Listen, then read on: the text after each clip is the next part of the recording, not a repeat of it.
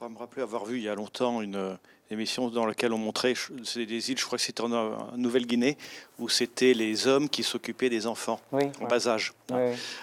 Pour la représentation politique des femmes, surtout en France, on est quand même sous le coup encore de la loi salique. On ne s'est toujours pas débarrassé de la monarchie et on n'a jamais eu de souveraine en France. Donc ça peut expliquer peut-être une partie. Autant, effectivement, retirer le sexe dans l'état civil peut faire abandonner une sorte de hiérarchisation entre les hommes et les femmes. Je suis un petit peu plus dubitatif sur la conséquence immédiate sur l'égalité. Il y a quand même toute une culture, toute une histoire par-dessus laquelle il faudra passer, et ça me semble être quelque chose de beaucoup plus long à surmonter. Je suis complètement d'accord, c'est-à-dire, moi, on me répond souvent, c'est pas parce que tu supprimes le sexe des papiers d'identité que les gens vont pas se reconnaître immédiatement comme homme ou femme. Voilà, c'est surtout des prédateurs mâles hétérosexuels qui m'objectent ça en me disant, moi voilà, quand je vois une femme, ça me fait quelque chose que quand je vois un homme, ça me fait pas le même effet. Donc voilà. Effectivement, on part de très loin. On part de très loin. Donc il y a plusieurs manières de prendre la chose. Là, pour que notre rencontre soit intéressante, j'essaye un peu d'affabuler dessus, quoi. Mais on pourrait dire, c'est juste une mesure de simplification administrative. De fait, aujourd'hui, voilà, il y a toutes les lois que j'ai citées qui font que la fonction du sexe d'état civil est devenue vraiment réduite à portion congrue, ne sert plus à grand-chose, ça ne nous coûterait pas grand-chose de le supprimer, au même titre que la race et la religion ne figure pas sur nos papiers d'identité. D'accord ? Donc ça, c'est la manière minimale de lire la chose, sauf que si on dit simplement ça, voilà, ça suscite énormément de heurts, c'est-à-dire c'est une proposition qu'on ne peut pas juste énoncer de manière juste... si je dis je vais supprimer la couleur des yeux, la taille de la carte d'identité, ça fera assez peu de vagues. Si je dis je vais supprimer, si moi je dis, ça n'intéresse personne que je dise ça, si au plus haut niveau de l'État on décide de mettre ça en avant, vous allez voir ce qui va se passer, je pense. C'est-à-dire on va considérer qu'on attente à la définition même de ce qui fait notre humanité. Donc on voit bien à ce moment-là que cette mesure de simplification administrative, qui devrait être peut-être indolore, quoi, presque insignifiante, en fait, elle touche quelque chose de très vif en nous. Et donc, c'est ce qui fait que c'est difficilement réalisable, mais c'est ce qui fait aussi que ça pourrait être intéressant de le faire. Au sens où, comme je dis, pour moi, le principe de l'égalité, la question de l'égalité, elle ne doit pas être posée simplement au niveau de l'âge adulte, elle est posée en fait dès la question de la manière dont on éduque les enfants. Et pour moi, elle est structurante ici.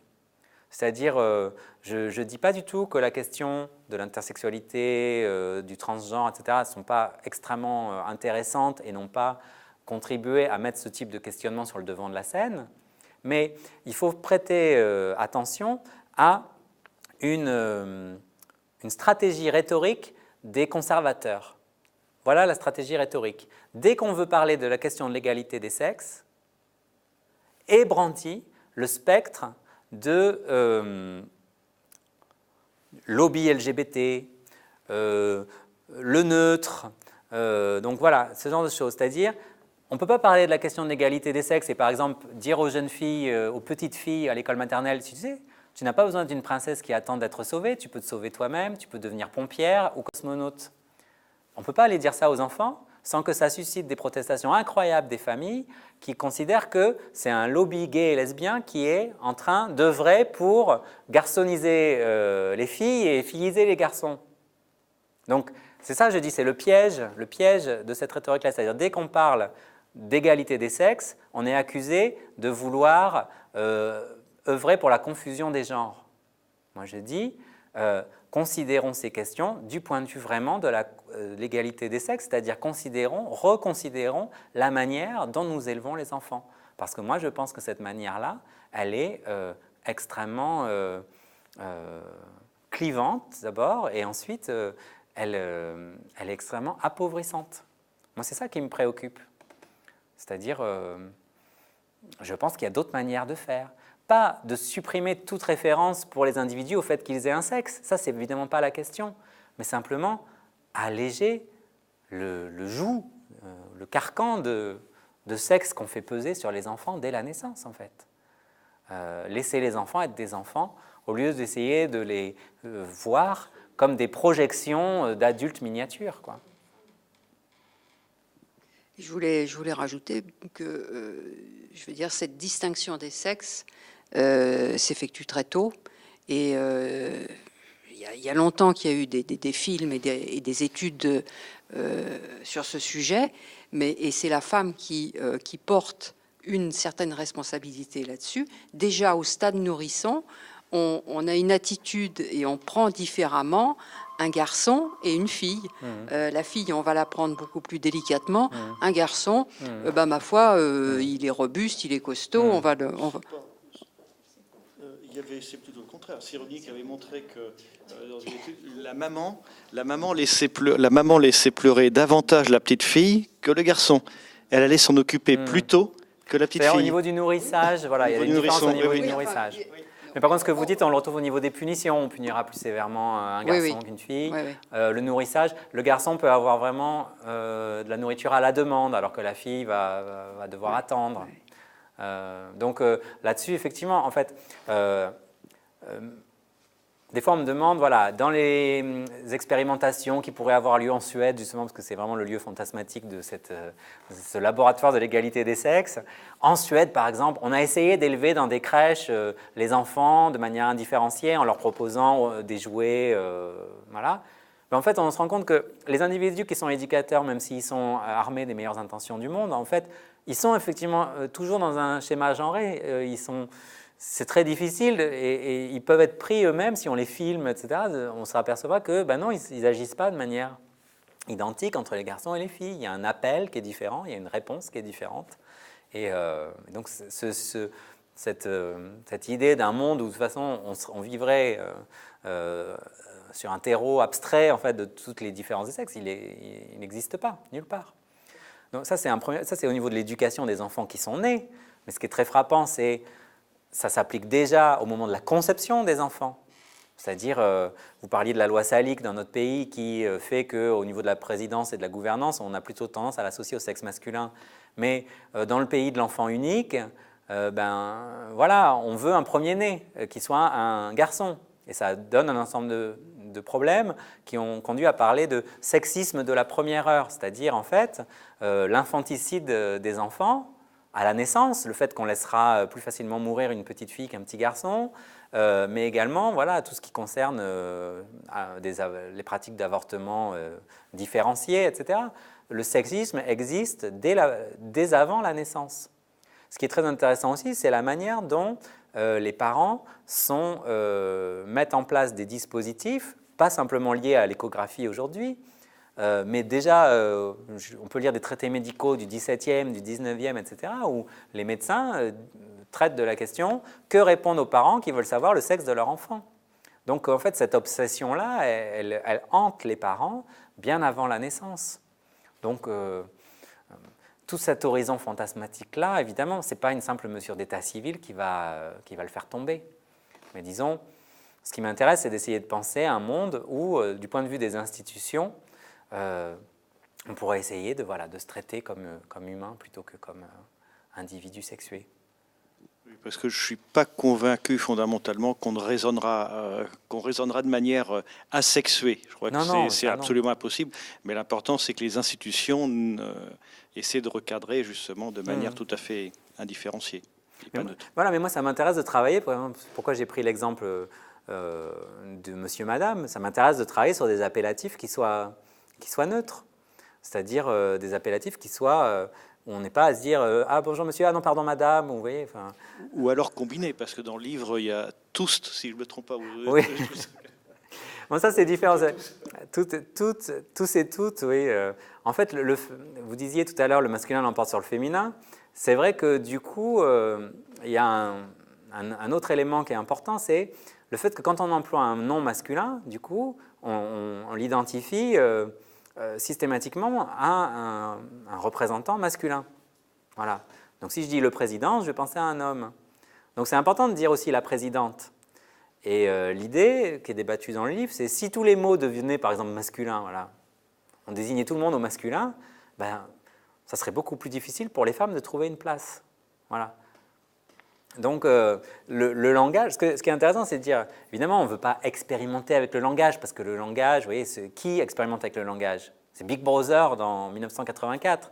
Donc, toute idée de dire, on va travailler sur le langage, on va réfléchir à partir du langage, est immédiatement chargée de, voilà, vous voulez attenter à quoi? À la nature de l'humanité. Mais en même temps, c'est intéressant d'analyser la manière dont le langage est chargé, c'est-à-dire la manière dont le langage oriente nos pensées. Et c'est ce que font les féministes quand elles demandent la féminisation des noms de professions. C'est une manière de dire rendre un certain nombre de professions concevables pour des femmes. Voilà, donc il y a plein de choses à faire, à dire, à penser à partir de ces questions-là. Moi, je trouve que c'est une idée géniale. Merci. Si. Mais je pense qu'on a des millénaires, comme dit... des millénaires de passé. Voilà, dans un livre qu'elle a écrit, c'est Patou Matisse, c'est une archéologue. Elle parle la violence, les origines de la violence. Elle parle ça fait 8000 ans qu'on est dans une société agriculteur d'origine du néolithique, agriculture et élevage, et que ça serait à peu près dans ces eaux-là à peu près. Donc on a plein de millénaires à réfléchir sur nos attitudes. Ouais. Mais moi, je voulais savoir aussi par rapport à tous les lobbies dont vous avez parlé. Donc il y a aussi la religion dont vous avez parlé, mais les psychologues, les psychanalystes, tout ça, les industriels qui utilisent toute notre société de consommation en faisant justement la part entre...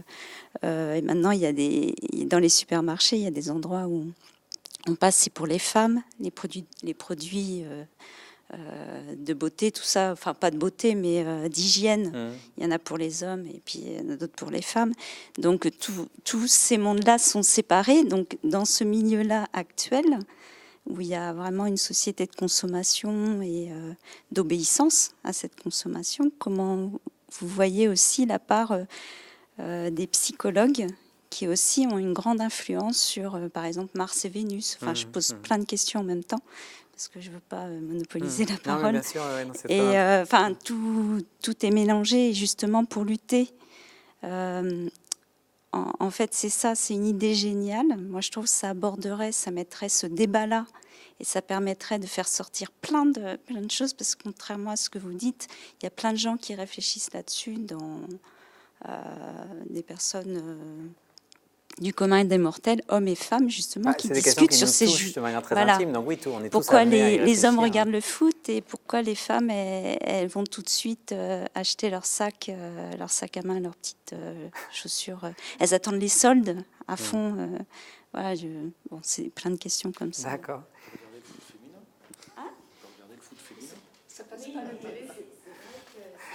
Alors, bon...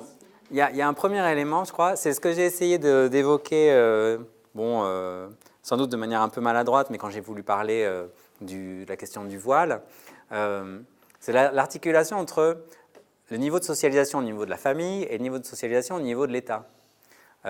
C'est quoi le bon niveau d'action, en fait?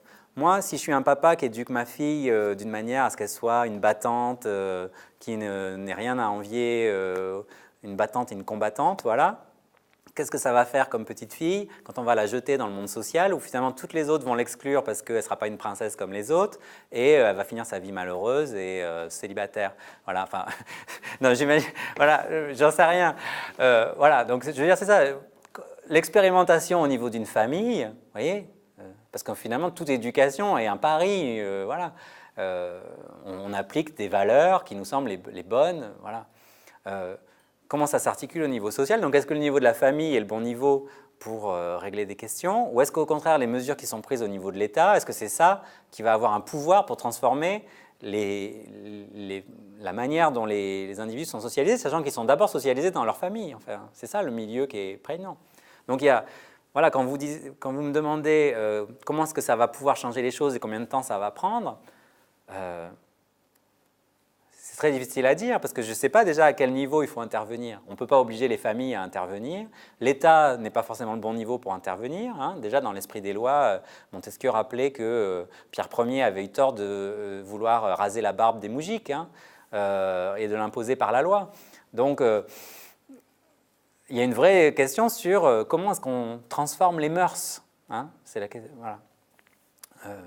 Et il est vrai que, comme vous l'avez indiqué dans la deuxième partie de votre question, aujourd'hui, les mœurs vont dans le sens d'une segmentation homme-femme concernant des objets aussi banals qu'un savon de toilette. Voilà. On ne peut plus avoir de savon de toilette, il faut qu'on ait 2 savons de toilette. Bon. Un parfumé à la rose et l'autre à, je sais pas, à l'ambre, je sais pas quoi, enfin un truc au tabac. Voilà. Donc, la question, c'est finalement, bon, si je devais faire un exposé devant, comment ça s'appelle, le MEDEF, je dirais, pourquoi vous segmentez en 2 et pourquoi vous ne segmentez pas différemment, voilà. D'ailleurs, ils segmentent différemment pour d'autres affaires. On peut voir justement les religions sont ciblées aussi pour ce qui concerne l'alimentation. Il y a différentes choses qui se passent. Enfin, mais effectivement, pour moi, c'est une question. Pourquoi est-ce que je fais ce travail et pourquoi est-ce que je sors de mon rôle de philosophe des sciences qui travaille à l'université et pour un peu me lancer dans le débat public concernant ces questions-là pour agiter des idées un peu. C'est ça, pour moi, c'est ça la fonction de la philosophie, c'est-à-dire justement le fait de ne pas être en responsabilité politique et le fait que je puisse prononcer des paroles sans que ça déclenche des mouvements de foule dramatiques. Voilà, ça me permet de dire des choses. Voilà, imaginons les choses différemment. Voilà, et je trouve qu'il y a un effet à la fois performatif au sens où effectivement le fait de commencer à l'imaginer, eh bien ça dessert un peu le carcan et ça nous aide à penser le monde différemment, ça aide à mettre certaines choses qu'on croyait inévitables à distance. Voilà, pour moi c'est ça le rôle de la philosophie aussi. Si philosopher c'est juste entrer dans des lignes toutes préétablies, ça ne m'intéresse pas. Moi ce que je trouve intéressant c'est de essayer de faire trembler les lignes un petit peu. Donc c'est ça le pari. Et c'est vrai que ce livre-là, il me met dans une situation difficile. Parce que la manière dont je l'ai écrit et dont j'ai conçu l'expérimentation, c'est une fable en fait. Donc c'est la fable de quelque chose qui se passe bien, où par exemple les religions accueillent favorablement au lieu de se braquer dans le conservatisme. L'idée où tout à coup, le sens de l'humain, on reprend espoir dans le sens de ce que c'est qu'être humain. Voilà. Maintenant, je dois en parler. Et en parler, évidemment, les problèmes qui intéressent les gens, c'est pas ça. C'est pas de faire une fable où on essaye d'imaginer des choses, mais ça marcherait dans un film peut-être, qu'on voit en 1h30, mais pas dans un livre. Le livre est un médium beaucoup plus opaque pour les gens qui demandent qu'on y entre. Mais voilà, maintenant il faut en parler. Et évidemment, ce n'est pas en effaçant les sexes de l'état civil qu'on va résoudre la crise grecque ou bien le problème de Daesh.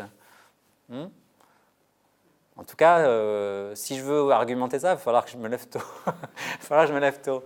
Donc, malgré tout, l'idée, c'est d'essayer de rendre cette question intéressante et de voir qu'on a tous à gagner à cette affaire.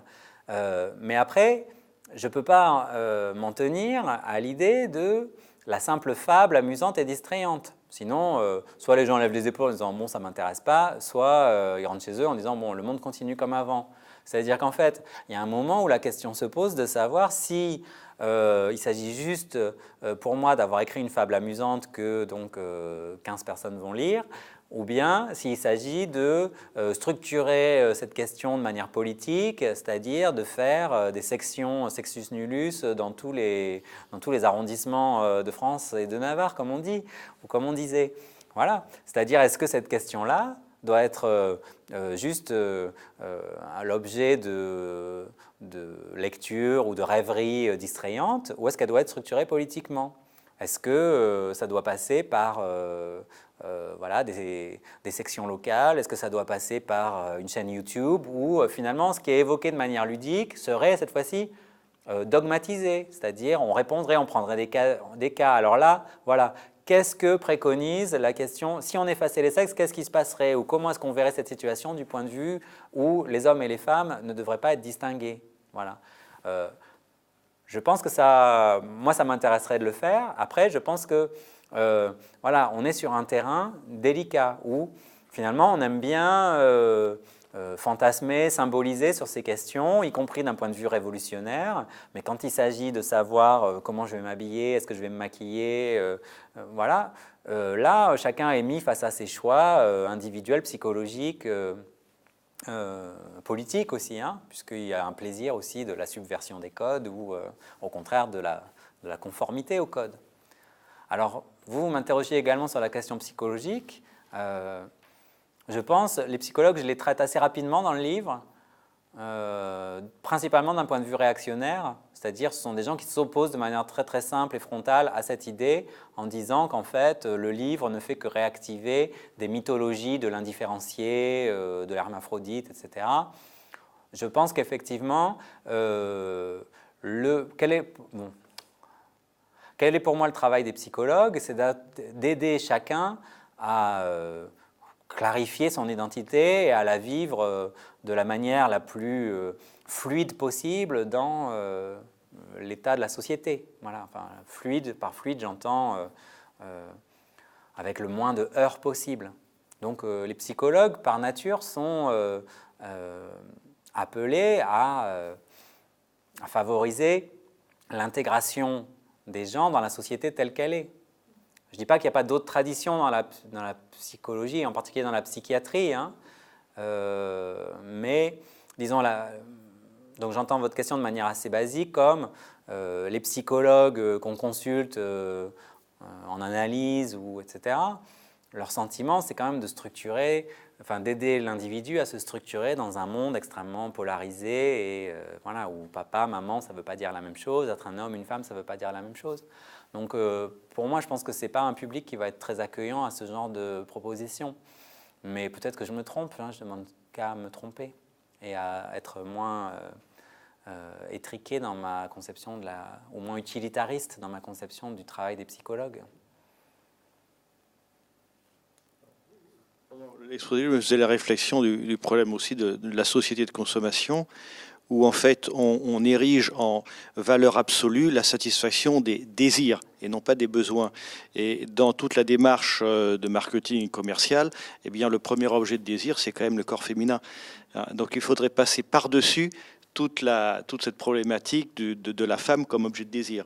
Bon courage. C'est-à-dire, vous pouvez encore une fois considérer que c'est quelque chose de consubstantiel à la nature humaine, que la femme soit objectivée. Mais après, on peut aussi considérer, voilà, et c'est l'objet de tous les gens qui critiquent le sexisme dans la publicité, hein, les mouvements féministes qui exercent une vigilance concernant la manière dont la femme est représentée dans la publicité. Ces questions-là, elles sont importantes parce qu'effectivement, si le capitalisme vise à la satisfaction des désirs, il y a un travail qui est fait en amont sur la manière dont les désirs sont orientés et structurés. Donc, la publicité, de ce point de vue-là, elle joue un rôle extrêmement important dans la manière dont on perçoit, dont on se représente la place des uns et des autres. Moi, ce que je préfère dans ces critiques de la publicité sexiste, c'est les publicités qui s'attachent, les fausses publicités qui s'attachent à mettre un homme dans la même position que les femmes dans les publicités, dans les mêmes positions et les mêmes tenues. Mais ça fait des effets absolument saisissants. Voilà. Moi, ça m'intéresse, ça, parce que je me dis, effectivement, pourquoi est-ce que, pour nous, c'est tout à fait naturel de voir une femme nue avec un tablier en train de faire la pub pour une crème fraîche ou je ne sais pas quoi, et que un homme dans une même position est absolument inimaginable. Enfin, on est tout de suite choqué par... Et donc là, effectivement, le fait de changer le sexe de l'être humain représenté sur la photo, tout à coup, prend une importance voilà, qu'on n'avait pas imaginée. Et donc, des représentations qui sont qu'on peut regarder pendant des années de manière complètement naturelle, quoi. C'est-à-dire, bah oui, c'est une femme toute nue avec un tablier qui fait... Bah, tout à coup, vous mettez un homme à la place et l'incongruité de la situation saute aux yeux tout à coup. Donc, moi, je trouve ça problématique, c'est-à-dire le fait que, je ne dis pas qu'effectivement, on symbolise différemment sur les hommes et sur les femmes, mais sur des questions de sexualisation, de dignité humaine, etc., je trouve qu'il y a des problèmes qui sont posés par la manière dont les corps sont représentés dans les publicités. Et là-dessus, il y a une vigilance salutaire à exercer, et c'est fait par des mouvements féministes et des mouvements anti-pub, anticapitalistes, voilà, qui font de ce point de vue-là, par leur activisme dans les couloirs du métro, de taguer les publicités, c'est-à-dire de les marquer en alertant un peu les gens, en aidant les gens à mettre le dispositif publicitaire omniprésent dans les transports publics, de mettre à distance ce dispositif. Ben, ils jouent une fonction de salubrité publique qui est absolument essentielle. Il y a un comité anti-pub qui a été justement poursuivi pour avoir tagué, ou je ne sais plus trop quoi, au niveau du métro.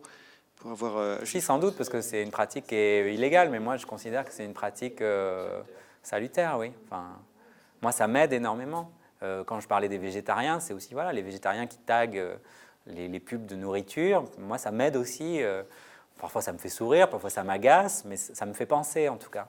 Ça me permet de mettre à distance voilà, le dispositif publicitaire omniprésent, parce qu'il est tellement omniprésent pour nous il est naturel. C'est-à-dire qu'il fait partie de l'environnement et voilà, le contrebalancement qui est proposé dans certaines stations par une suppression de la publicité et mise en place de programmes éducatifs. Par exemple, il me semble qu'à Pont-de-l'Alma, c'est comme ça, il y a des choses relatives au musée du Quai Branly ou des trucs comme ça. Il y a très peu de stations comme ça qui sont préservées de la publicité et qui ont une fonction d'espace public éducatif. C'est intéressant que ça existe. Voilà. Après, il faut bien gagner de l'argent. Oui, il n'y a pas si longtemps que finalement le corps des femmes nous appartient. C'est vrai que le fait aussi que la femme ait cette fonction de maternité, par moment, c'est pas anodin non plus, hein, parce que les enfants de la patrie, enfin bon, c'est quand même là, il y a toute une fonction aussi qui fait que bon, notre corps ne nous appartient pas toujours selon les périodes. Mais donc c'est pareil, vous me dites comment est-ce que ça va se passer à l'avenir. Mais évidemment, il y a quand même des individus qui vont continuer à porter les enfants et pas les autres. Et ça implique des besoins particuliers, des droits particuliers. Enfin, il ne s'agit pas du tout de nier tout ça. Hein. Demain, comme aujourd'hui, et peut-être plus qu'aujourd'hui, il sera donné à chacun selon ses besoins. Enfin, ce n'est pas l'idée de mettre tout le monde voilà, sur un même pied, quoi. C'est la question de l'équité, c'est-à-dire comment est-ce qu'on va faire en sorte que chacun ait accès aux mêmes ressources. Donc ça, c'est évident. Et puis c'est évident voilà, que dans notre espèce, jusqu'à preuve du contraire, jusqu'à l'utérus artificiel qui est fantasmé par certains penseurs, voilà, les enfants sont portés par une femme. Mais ça, c'est indéniable et il ne s'agit pas de mettre ça du tout en question. Moi, après, la question que je me pose, c'est... oui, ma fille adore les bébés animaux. Donc on a plein de jeux sur les bébés animaux, sans doute des jeux peut-être qui seraient classifiés par les psychologues comme typiquement féminins, quoi. C'est-à-dire voilà, un bébé, il faut le nourrir. Donc on n'a pas de poupée, mais on est des bébés animaux. Bon, après, j'ai regardé du coup des livres publiés chez Gallimard qui s'appellent Les bébés animaux. Je les ai tous regardés. Du coup, parce que j'ai compris rien. Mais en fait, dans tous les livres sur les bébés animaux, c'est toujours bébé éléphant appelle sa maman. Et toi, tu appelles ta maman? Le bébé chouette habite avec sa maman dans un nid. Et toi, tu habites dans un nid? La maman crocodile donne à manger à son bébé. Elle lui donne. Et toi, est-ce que ta maman te donne? Et donc, c'est intéressant. Mais simplement, je suis un papa. Donc, je lis une histoire à une petite fille. Et en fait, dans cette histoire qui ne parle pas, c'est pas une histoire inventée, hein, c'est une histoire qui décrit la nature. Mais ce n'est pas la nature telle qu'elle existe dans la nature. C'est la nature telle qu'on décide de la raconter aux enfants. C'est que des mamans animaux. Alors, deux lectures. première lecture, la biologie est comme ça, on n'y peut rien. Il faut respecter la biologie. On ne va pas faire en sorte que chez les mammifères, ça ne soit pas la femelle qui soit en gestation et qui allaite. Et nous, nous sommes des mammifères, donc on ne peut rien faire. Voilà. D'accord, ça c'est vrai. Mais en même temps, ce que racontent les livres est faux. Ce n'est pas de la biologie. Parce que par exemple, les pères sont le plus souvent, enfin, sont en général absolument absents de tous ces livres pour enfants qui parlent des bébés animaux. Alors qu'en fait, dans la nature, ça ne se passe pas comme ça. Les pères sont là. Par exemple, chez les lions, il y a de l'infanticide animal. Les lions tuent les lionceaux carrément pour remettre les... Mais on ne raconte pas ça non plus. Donc ici, on s'aperçoit bien que la nature qui est présentée, c'est une nature édulcorée. Voilà. Donc on l'édulcore sur certains aspects, mais on véhicule quand même quelque chose de très fort socialement. Donc chez les mammifères, ce sont les femelles qui s'occupent principalement des enfants. Mais même quand on décrit les oiseaux, c'est toujours la maman en fait. Hein. Donc par exemple, j'avais vu chez l'aigle, c'est ce qui est présenté, c'est la maman aigle reste au nid avec ses petits, le papa ramène des proies et c'est la maman qui les déchiquette pour les donner aux petits. Je ne sais même pas si c'est vrai ou si c'est faux, mais ça m'amuse comme mode de représentation. Et alors, dans tous les livres que j'ai vus sur les bébés animaux, il y en a un seul, c'était sur le manchot, où en fait c'est le papa qui couvait, etc. Mais c'était un exemple sur 3 ou 4 livres que j'ai consultés, et c'était dans une encyclopédie qui comprenait 50 pages, et c'était le seul cas où un papa faisait quelque chose, en fait. Moi, je dis juste, si on raconte ces histoires aux enfants, on ne peut pas s'empêcher de laisser ça à distance de nous. C'est-à-dire, moi, si je suis un papa qui raconte ça à ma fille, j'ai l'impression de ne pas être du tout à ma place là, tu vois, parce que c'est manifestement des livres qui sont écrits par des mamans, pour les mamans, voilà. Donc, moi, je ne trouve pas ma place là-dedans. Et puis, on ne peut pas s'empêcher que tout ça, donc ça serine dans la tête des petits-enfants, que de toute façon, les papas n'ont rien à faire à côté des enfants, puisque partout dans la nature, c'est comme ça, et que, par ailleurs, les petites filles elles-mêmes donc, seront amenées à devenir des mamans qui élèveront toutes seules leurs petits, puisque c'est comme ça. Donc, je ne dis pas qu'il faut faire la police politique qui réglemente ce qui est contenu dans les livres, mais simplement, si on rendait les livres un petit peu plus ouverts, c'est-à-dire si de temps en temps, il y avait un exemple de papa qui fait quelque chose. Ça existe, il y a plein d'espèces, je ne sais pas, chez les oiseaux où les papas font des choses. Mais ça, ce n'est pas dit du tout. L'hippocampe est un autre exemple. Voilà, il y a plein de choses très mignonnes et marrantes à raconter concernant l'implication paternelle. Ça a un rôle politique extrêmement important dans les représentations. Et encore une fois, je m'en fiche de ce qui se passe chez les aigles, chez les baleines ou chez les cochons. L'important, ce n'est pas ce qui se passe en réalité, parce que ça n'intéresse pas les gens. Ce qui intéresse, c'est qu'est-ce qu'on raconte à nos enfants. Voilà. Donc, de ce point de vue-là, moi, je pense que voilà, je prends cet exemple pour dire la discrimination ou les représentations genrées, elles fonctionnent dans les deux sens. Elles fonctionnent dans le sens où un sexe est exclu de tel truc et associé prioritairement à tel autre, et puis voilà. Et on peut se retrouver en situation de ne pas se reconnaître dans un truc, qu'on soit un homme ou une femme. Voilà.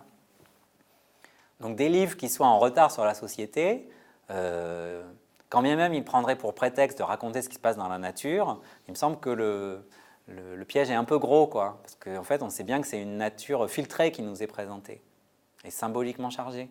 Voilà, donc, je ne suis pas certain que les éléphants mâles restent avec la mère et l'enfant. Mais non, mais... Et pour les cerfs et les biches, c'est pareil, les oui, enfants, oui. les gamins. Encore une fois, voilà. Ça dépend comment le présente. Mais bien sûr, je ne veux pas qu'on raconte que les papas éléphants sont impliqués. Et si les enfants éléphants sont élevés par les mères, les grands-mères, les tantes, etc., parfait. Je dis juste, donnez-nous juste 1 ou 2 pages où vous montrez justement l'hippocampe, où c'est le papa qui garde les petits, ou...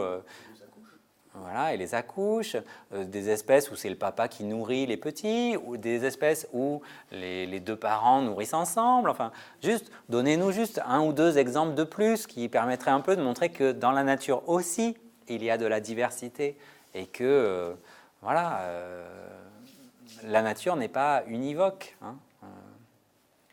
Et puis, et pourquoi pas faire des livres qui s'adressent aux parents, qui puissent être racontés par les parents, et non pas, comme dans celui que j'ai vu pour les tout-petits, et toi, ta maman, est-ce que... juste permettez aussi aux papas qui souhaitent s'impliquer de trouver leur place auprès de leurs enfants. Enfin, c'est des facteurs bloquants. Là, c'est pas du tout. Là, on n'est pas du tout au niveau. Là, j'ai fait la polarité État-famille. Bon, mais il y a plein d'autres niveaux institutionnels. L'édition, par exemple, où il y a énormément de choses qui se passent, ou qui peuvent être faites.